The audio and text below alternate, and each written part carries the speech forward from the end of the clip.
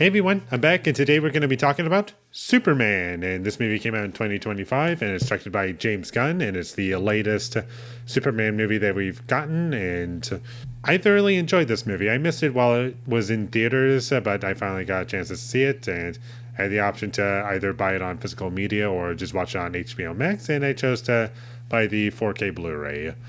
I had a really great experience, and I thought the film knew what it was. It wasn't overly serious like Man of Steel, and as a result of it being overly serious, it makes certain moments unintentionally funny. And it's leaning more, in a way, like towards the Richard Donner Superman movies, in a sense, although I wouldn't entirely categorize it like that. Like, it's light, but this one's a bit more comedic, in a sense.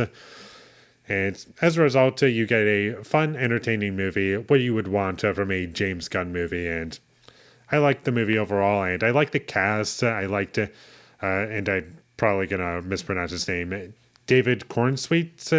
I never know entirely.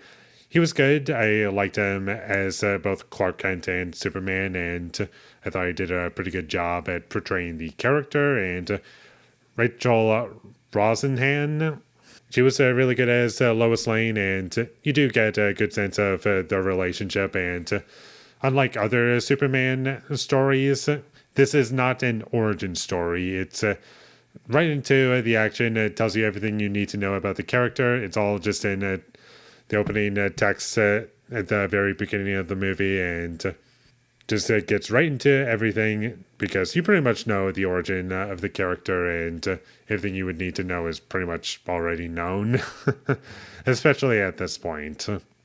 And the visual effects also looked pretty great, and the action was a lot of fun to watch, and it all felt like a superhero movie, but never felt schlocky to the point where it became distracting or just joyless. It always was just what it needed to be, and the movie looked nice overall as well. It was well shot. I liked the music as well. I thought the score worked pretty well in the movie, and I haven't even mentioned Nicholas Hoult as Lex Luthor. I thought he did a great job, and he was pretty fun to watch, and he was definitely funny to watch, especially in moments where he's supposed to be like angry and over the top. It still worked for me in this movie. And the comedy worked for me at many points in the film, and I was laughing a decent amount. And when the movie was lighthearted and fun, that's when the movie works best for me. And I know that's not something that's going to be for everyone, but for me personally, I was able to enjoy it, and I didn't really feel as though there was anything particularly bad about it.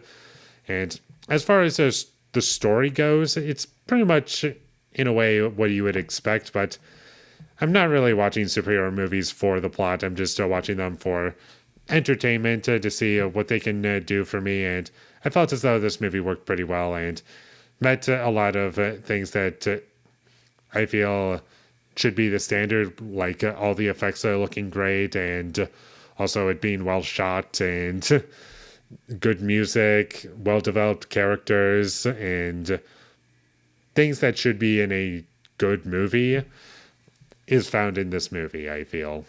And overall, it's a movie that captures what I like about superhero movies.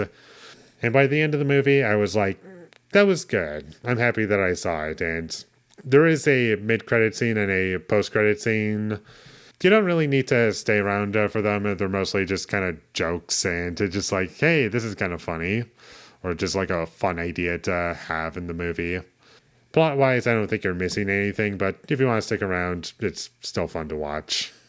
And as far as issues that I have with the movie, some of the drama didn't really work for me, and there was like a little political side to the film that I didn't really care about. And I know that's kind of attached to the Superman character because of what he represents. It's impossible to escape that side of the character because he's so tied to it.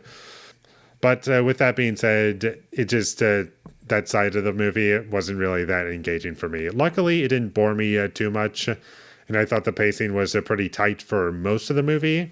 I did appreciate it that it did not extend to 2.5 hours. It was the perfect runtime, and the structure of the movie, like some things that you would expect to be at a second act low point, is actually happening much earlier on in the movie, which I did appreciate. I was like, oh, this is different. I wasn't expecting this, and I liked that aspect to the movie, like just subvert expectations. And even when the movie does get predictable at times, I didn't feel as though any of the execution was particularly bad.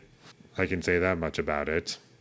And one detail that I do kind of like is that it does show Superman saving people. He saves animals, including squirrels. That was kind of fun. And he prevents monsters from running into buildings as best he can. And kind of doing the inverse of Man of Steel almost, where that just doesn't happen. Not that that's really a criticism of mine in Man of Steel, because I have a bunch of other issues with that movie. If that would be like a criticism of mine in Man of Steel, that would be the 40th thing that would be wrong with the movie for me. But in this movie, it knows what it needs to be, and just leaves me satisfied with the package overall, and I thought it was good overall. So check this movie out whenever you get the chance, and with all that being said, I'm going to give Superman a 7 out of 10. Really enjoyed this one, and this is probably my favorite Superman movie since Superman 2. Maybe even the original Richard Donner film.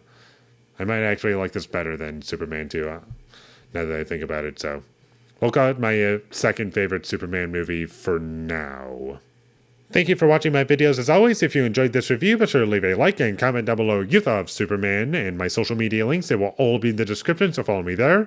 And last but not least, subscribe to be a part of Foley Nation, and I'll see you when I get my next review up, and that is going to be for Friendship. So look forward to that, but until I get that up, thank you for watching and have a great day.